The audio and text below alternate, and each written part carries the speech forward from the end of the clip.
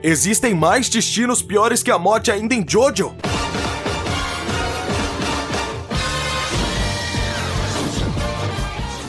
Quem diria? Esse vídeo chegou a uma parte 2.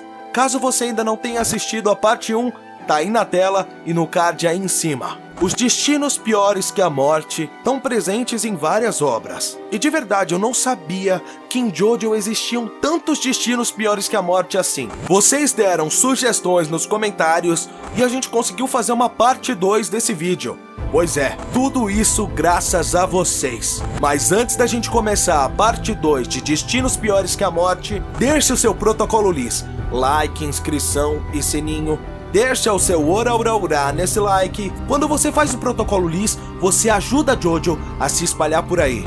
Ajuda a disseminar essa cultura homoafetiva, mas que ao mesmo tempo faz com que sua heterossexualidade fique ainda maior. Preciso fazer uma pergunta pra vocês. Qual dos destinos piores que a morte vocês acham que vão aparecer hoje? Me contem, deixa aí nos comentários. Mas tá vendo essas pessoas aí na tela? São os membros do canal. E pelo preço de um todinho, você também pode se tornar um membro. Ter acesso também ao nosso grupo exclusivo de membros no WhatsApp. E ganhar um áudio desse quando você entrar. Seja bem-vindo, você se tornou um gay. Mas agora eu quero te fazer uma pergunta. Qual é a sua parte favorita de Jojo? Deixa aí nos comentários. E eu quero fazer um pacto com vocês. Todos os comentários que forem feitos nas primeiras 24 horas desse vídeo, eu vou responder. Isso mesmo. Eu vou dar um coraçãozinho e vou responder. E meu nome é Otávio Reis, o maior youtuber de Jojo do Brasil. E você tá no canal Jojo 99. Os pais de Jojo.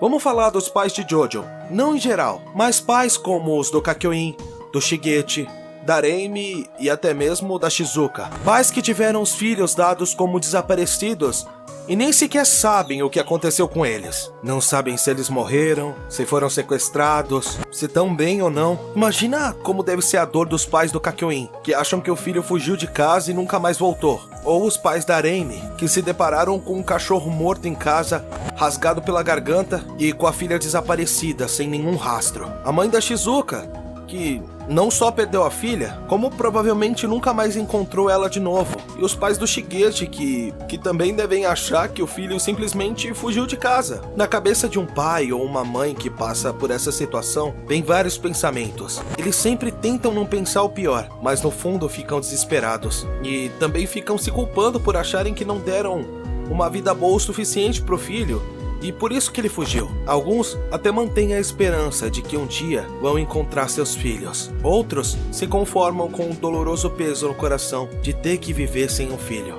Mas no final, todos sofrem com a perda.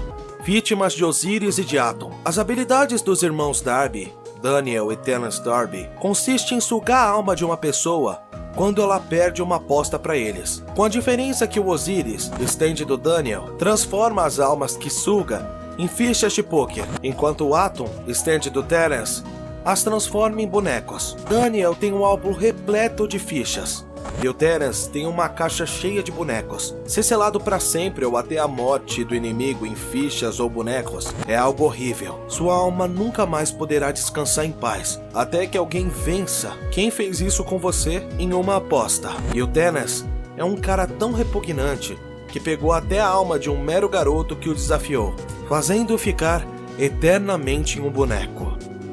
Ângelo. O Ângelo era um ser humano repugnante, um criminoso, assassino, estuprador e tudo o que há de pior. Ele cometeu crimes repugnantes, matou 2 estudantes, abusou de seus corpos mortos e sequestrou o terceiro.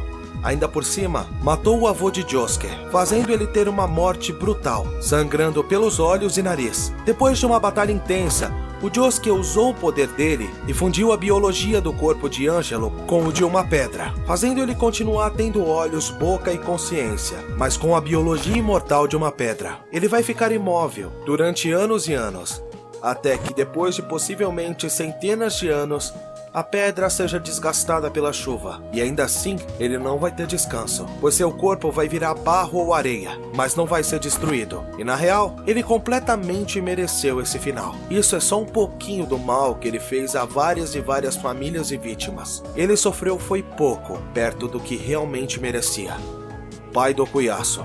Em 1987, o pai de Keiichiro e também do Okuyasu perdeu a esposa, o que fez ele entrar em uma profunda depressão. Além disso, a crise econômica da época fez com que ele caísse na miséria e na pobreza, forçando ele a vender sua alma para Jill em troca de dinheiro para sustentar os 2 filhos. O problema é que Jill, por estar desconfiado de sua lealdade, implantou uma célula de seu corpo dentro dele. Depois que foi derrotado pelo Jotaro, essa semente explodiu dentro do corpo dele. Isso fez com que ele perdesse parte de sua racionalidade, a ponto de só conseguir falar pouquíssimas palavras. Ele também não tem muita memória dos eventos e nem sequer consegue reconhecer seus próprios filhos direito. Essa explosão também fez com que ele ganhasse uma aparência grotesca e, além de tudo, imortalidade. Ele se cura extremamente rápido e por isso nunca morre. Por isso, Keiichiro ficava perfurando pessoas aleatórias com a flecha. Ele estava procurando alguém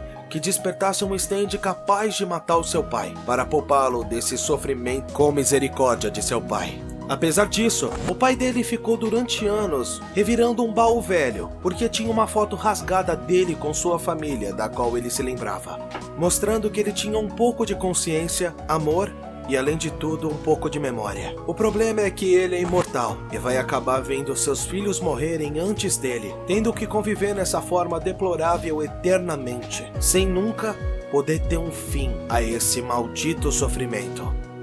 Magente era um dos capangas do Valentine, que recebeu a missão de matar Johnny e Gyro. Ele possui o 20th Century Boy, um stand que só é ativado quando ele se agacha e permanece imóvel no chão. Nisso, o stand vem como uma armadura e cobre ele. Então, todo ataque feito contra sua integridade física é desviado para terra ou ar, se tornando impossível matá-lo. Ele pode desviar desde ataques diretos até tiros e bombas, como também impediu o usuário de morrer afogado. Eu explico melhor sobre esse stand no vídeo de stands com designs foda, que se você não viu, recomendo ir lá assistir. O problema é que esse poder, essa, entre aspas, bênção, foi justamente a sua maldição. Durante a batalha contra Johnny e Gyro, Magente estava batalhando ao lado de seu aliado, o Ekapipo. Resumidamente, o seu poder é semelhante às esferas de aço do Gyro. Porém, uma dessas esferas fez com que cabos prendessem o Magente e o arremessassem para o fundo de um rio. Quase se afogando, ele entrou em posição de agachamento e invocou o stand para protegê-lo, o impedindo de morrer afogado. E assim que ele caiu no fundo do rio vivo, esperando que Diego Brando, outro aliado, ou alguém viesse salvá-lo, ele acabou se ferrando, porque isso nunca aconteceu. O problema é, naquela posição, é impossível algo ferir o Magente.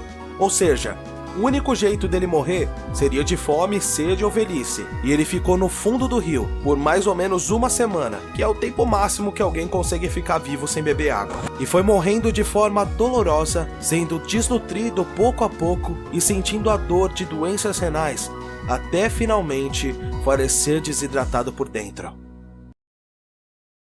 Bom, se você não deixou o seu like depois de tudo isso, tem duas explicações. Ou você é esquecido ou você é corno. Se você é esquecido, por favor, se inscreve agora. Se você é corno, eu peço humildemente que você vá serrar o seu chifre, ok? E aí, gente, que sugestão de temas você tem pro canal? O que você gostaria de ver aqui nesse canal? Faltou algum destino nessa lista? Dá pra fazer alguma parte 3?